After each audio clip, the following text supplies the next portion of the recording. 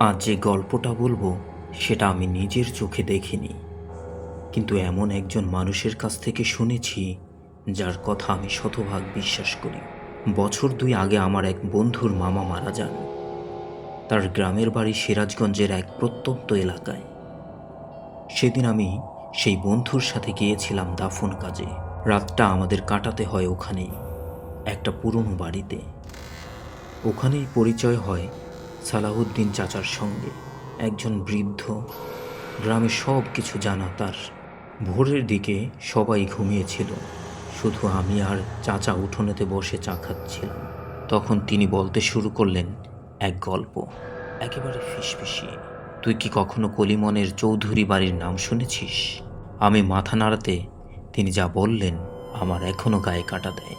রাত হলে সেই গলাটা এখনো কানে বাজে। সালাউদ্দিন চাচার বয়স তখন 18 কি 19। ওনার বন্ধু ছিল ইলিয়াস, গ্রামের শেষ মাথার ছেলে, সাহসী কিন্তু একটু বখাটে। একদিন সন্ধেবেলা ওরা তিনজন, সালাউদ্দিন, ইলিয়াস আরও একজন, চ্যালেঞ্জ নেয় চৌধুরী বাড়িতে রাত কাটানোর। বাড়িটা গ্রাম থেকে প্রায় আধা কিলোমিটার দূরে, জঙ্গলের মধ্যে।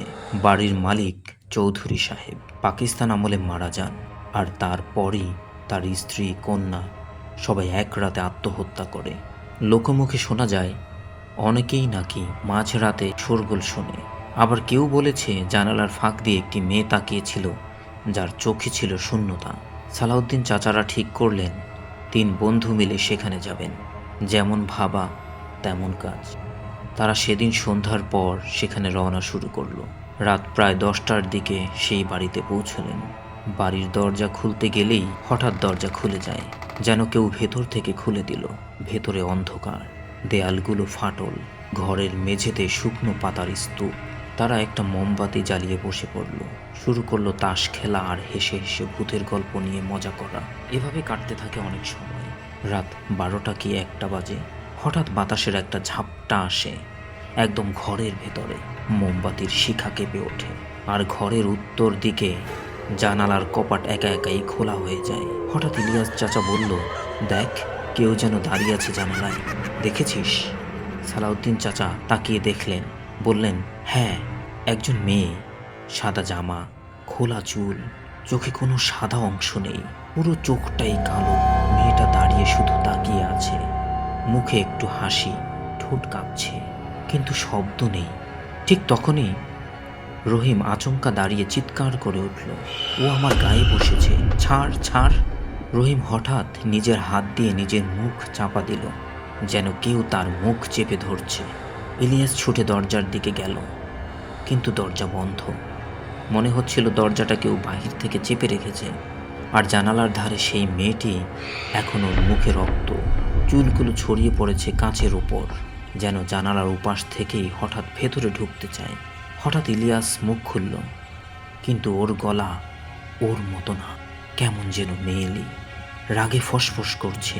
সে বলল, আমার গলায় দড়ি পরিয়েছিলি, আমি তোদের কাউকে ছাড়ব না। সালাউদ্দিন চাচা কোনোভাবে একটা কাঠের ডান্ডা তুলে জানালার কপাট ভেঙে ফেললেন, আর সেই ভাঙা দিয়ে 3জন দৌড়ে গ্রাম পর্যন্ত এলেন। রহিম তারপর আর ঠিক মতো কথা বলতে পারেনি। লোকে বলে ওর জিভ নাকি পেকে গিয়েছিল। ইলিয়াস, সে 3 দিন পর হঠাৎ এক রাতে নিখোঁজ হয়ে যায়। তাকে আর কখনো খুঁজে পাওয়া যায়নি। সালাউদ্দিন চাচা, উনি এখনো রাতের বেলা ঘরের জানালার পাশে দাঁড়ান না। তিনি বলেন, তোরা যদি কখনো জানালায় কারো সাদা ছায়া দেখিস, দয়া করে ফিরে তাকাস না। এই কথাগুলো বলার পর চাচার চোখে আমি একটা কাঁপুনি দেখেছিলাম। কষ্ট করে চেপে রেখেছিলেন একটা আতঙ্ক। জানি না গল্পটা আপনাদের কেমন লেগেছে। এরপর থেকে আমি আর কখনো কোনো অন্ধকারে জানালার দিকে তাকাই না। আপনারাও কি তাকান? যদি তাকিয়ে থাকেন তাহলে অবশ্যই কমেন্টে জানাবেন।